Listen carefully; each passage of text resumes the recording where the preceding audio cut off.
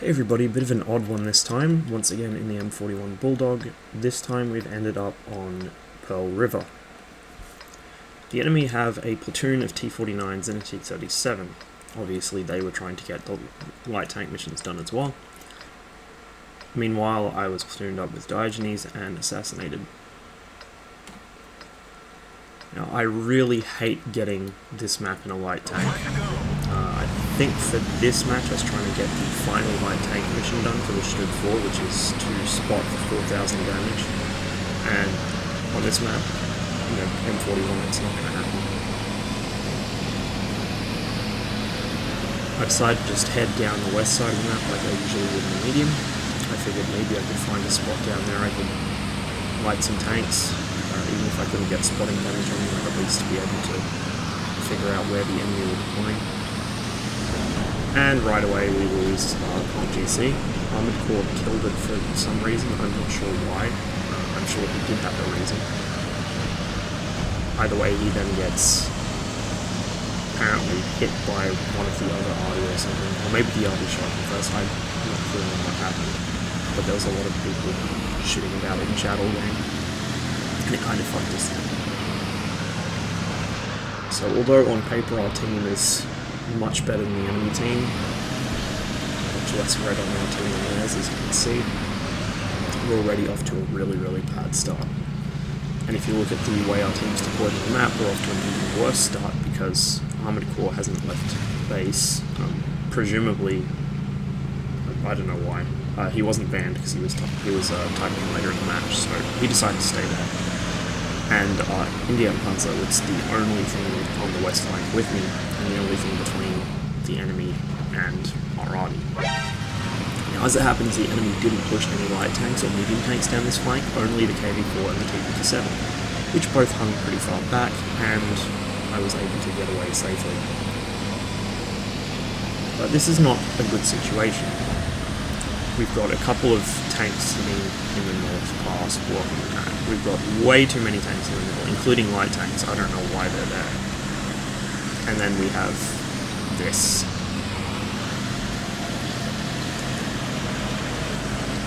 Around this stage, I figured our team was pretty much done for. They were just deployed in a really bizarre way, and I'm not confident in my ability to carry this tank, especially on this map. So I sort of milled around the backfield while I was trying to work out what I should do.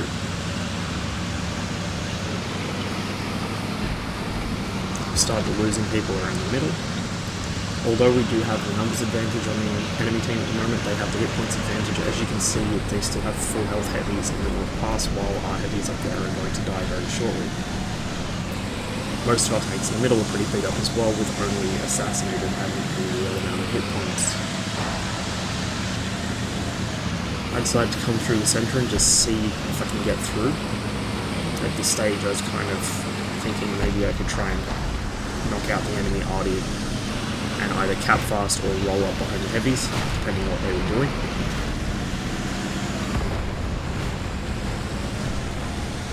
We lose RE5.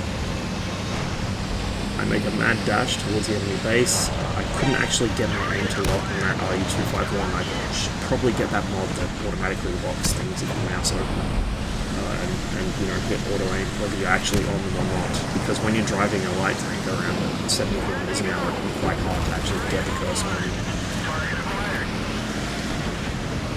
Anyway, I do get hit and I nearly get killed. But the AT-15 cleans up the RU-251 before getting killed himself, and I'm now in the enemy backfield. Not that there's really much I can do from this position. There's still an IS-8 hanging out in the middle of the map, which will easily come back and kill me if I let it. I go to look for the enemy body up here, and don't see it. Now, I must have just not quite gone far enough. But no sign of him. And I hadn't seen him coming across, so at this point I thought maybe he was in the valley, or maybe he followed the KV-4. Since the enemy team have pretty convincingly taken the west flank, maybe the RD have relocated all the way down there. And At this stage, I head back. I was hoping to catch this guy from behind, but I was actually paying attention. No doubt when I accidentally ran through cap, he decided to come back. But I'm able to get past him without getting hit, and I even push into him. And then just run. I don't want to give him a straight shot on the back, so I veer off down here into the low ground and swing back around while he tries to figure out what to do.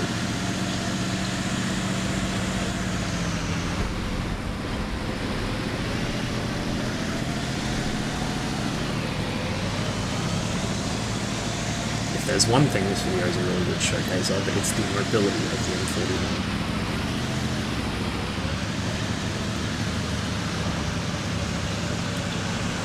Now, we've still got a T-57 to worry about, but if we look at the hit points, he was last seen with 548 health. That takes me about 4 or 5 shots to take him down. Should be about 5, but it depends if I high roll more of my shots on him.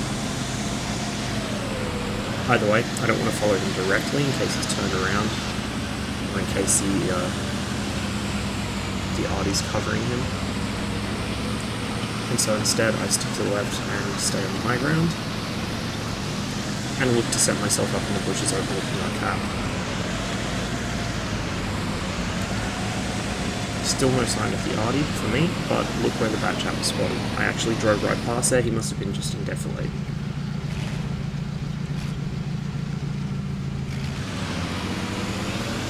No sign of the T-57 yet, so I move over a little. So I can peek over this edge and see if I can find it. And sure enough, there it is. I got back shots on it. Unfortunately, my first shot is rushed and misses. That one I'm pretty sure was a hit. If I hadn't missed that first shot, I might have actually been able to pull this out. As you will see later on. So Assassinated goes down, I'm now the only one left on the team. I managed to get one more shot on the 57. I don't risk another because it's already aiming at me. There's no way it's likely to miss at that range. Let's find another target. And so rather than continue engaging it, I just disengage and run south. Now the KV-4's still alive, but I have reasonable suspicion that he's either moving north towards the bridge and go through the valley there, or is going to cut across the middle of the map. If he does come back the same direction I'm travelling at the moment, I can just duck off to one side and try and get around him that way like I did when I first encountered him.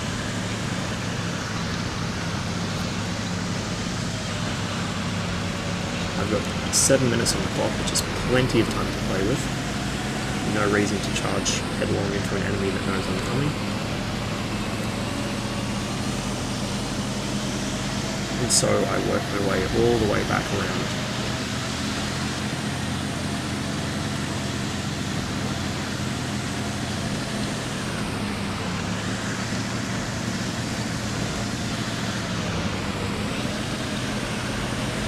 I don't want to head up towards the enemy cap at the moment, just in case the KV-4 is still there, and also because I don't want the Artie to spot me. Artie can be dealt with later. I need to get the tanks out of the way first. They're a much bigger threat to me. Still no sign of the KV-4. So I head up through the valley. I don't want to go all the way through the valley because that leaves you in a very bad exposed position with regards to the T-57 if he goes and sits on cap. And so rather than that, I head up the new path up here, which was added when the map was reworked recently, and then cut left to try and get on this ledge and see if I can spot the cap from the ledge, which gives me some escape route if I get spotted myself. Unfortunately, despite the Bulldog's excellent spotting range and despite the T-57's not brilliant camo, there's just too much shrubbery and I can't see him from this far away. He's really bad, so there's also the possibility he's rolling the camera in it.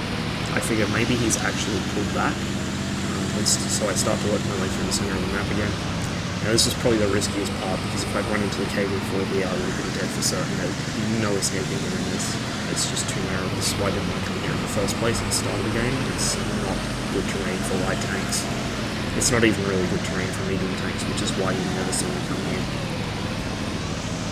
Somebody gets on cap,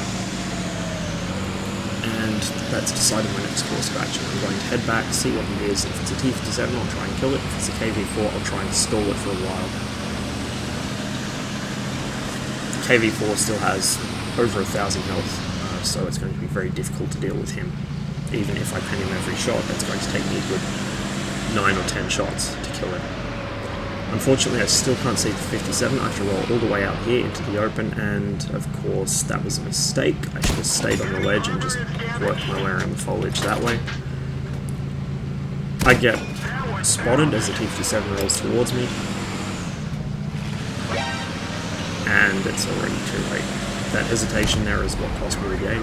Well, I mean, it was unlikely that I'd be able to pull it out, but that certainly cost me the game there. I try and cover the distance between us as quickly as I can and catch him on reload, but of course he finally does get a shell into me, and that's the end of the game.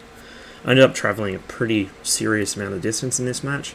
As you may have noticed in chat, one probably made a joke about you don't get extra XP for mileage on your tank, but you do get extra XP if you can sneak up on the enemy without them realising, because you'll be able to damage them as opposed to dying before you can fire your gun. Anyway, it wasn't a good game by any measure. It didn't start well, I didn't play well, it didn't end well, but if you want a good demonstration of just how agile the Bulldog is, and also a good demonstration of why it's generally a good idea to take your time if you have the time, this is it. There's no reason to smash your head against a much stronger enemy tank that knows which direction you're going to be coming from if you can work your way around it. It's never a good idea. If you watch any of my videos where I'm trying really hard to carry against much stronger enemies, I always try and use the map size and the amount of time left on the clock to my advantage. There's no reason not to, and even if you can end up handling the enemy pretty conveniently, there's no real reason for it. There's no reason to rush a game.